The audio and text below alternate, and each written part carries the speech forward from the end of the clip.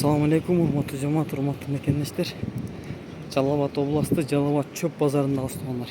Ушул жерде бүгүн кыскача чөптүн бааларын айтып өтөбүз.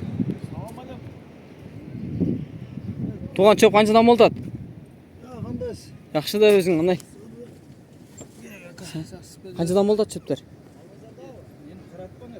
Болду, сен тарткай коюп, чөптүн баасын айтып кой. 210 а? Болду, мынакей 210 сомдон экен адыр чөп.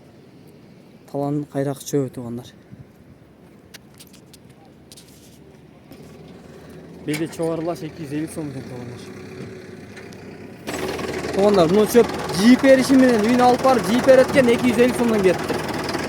Мынакей беде чоғарлаш. Мынакей тугандар 250-тен сатылыптыр. Доставкасы менен кетти азыр. Каналга катталып, лайктан басканды унутпайсыз тугандар. Ассаламу алейкум, тынч болгула.